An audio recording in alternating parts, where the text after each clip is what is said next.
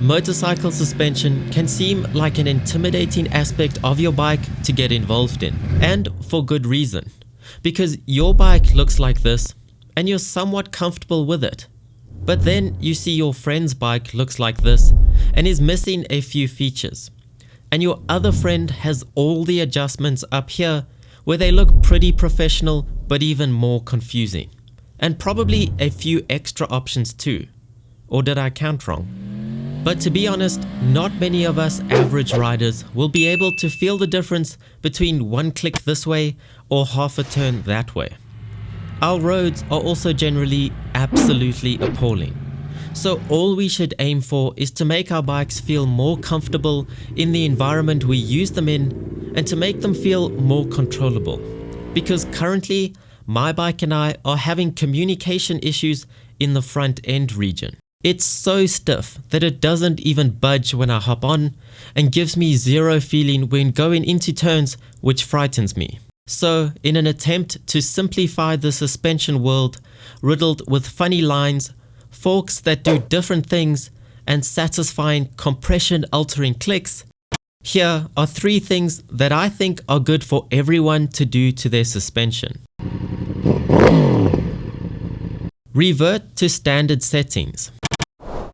If you have no interest in learning how your suspension works, or it's just so bad that you'll take any option to get it even a little bit better, start with this. Revert all your suspension settings back to standard. In your owner's manual, it will show you how many turns or clicks it will take to get your suspension back to the standard settings it should have been in when it left the showroom floor. These settings are based directly down the middle for an average rider. So no matter what, it's a good place to start.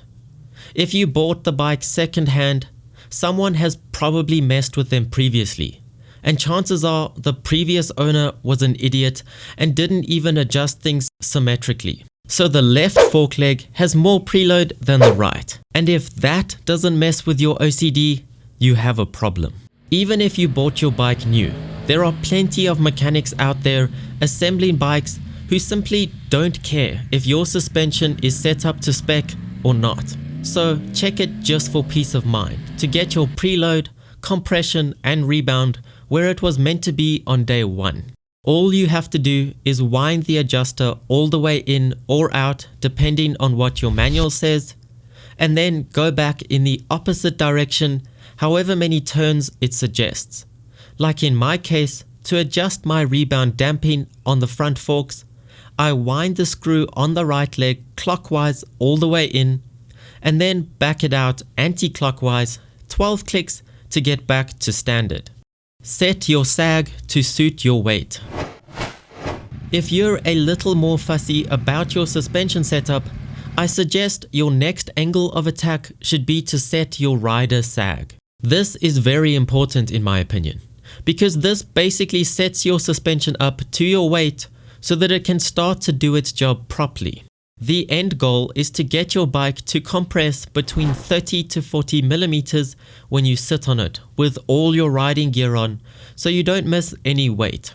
On the front, the first step is to figure out how much travel your forks actually have. So raise the front wheel off the ground in whatever way you can so that the suspension fully extends, and measure the total travel available from the dust cover to the end of the stanchion. Keep note of the measurement, then get creative or find someone to measure the remaining travel once you're on the bike, upright with all your weight on the bike, and the bike has settled. Subtract the total travel from the measurement with you on the bike and see if it's within the 30 to 40 millimeter spec. If not, check your owner's manual to see how you can add or subtract preload to get the sag into the appropriate spec, adding preload to reduce sag, and removing preload to increase sag.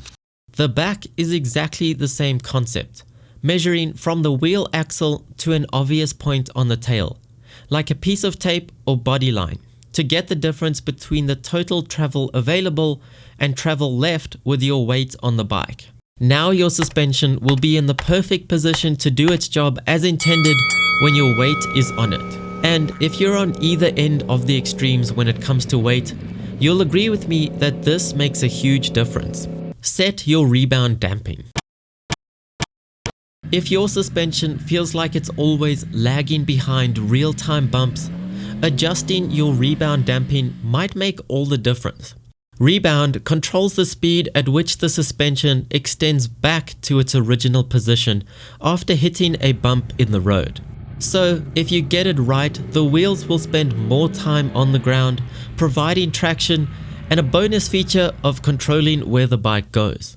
The objective is to use your body weight to compress the bike and let it come back up on its own to see how the suspension reacts. The end goal is to have the front forks come back up at a fast but controlled pace, only slightly going past the resting point and then settling at the resting point immediately. No bouncing around uncontrollably before it settles. And by the end of your tinkering, you want the rear and front to come back up at the same speed, keeping the bike level. Trying out all the options with the adjusting screws is the best way to see the differences and to get a feel for what the end goal actually is.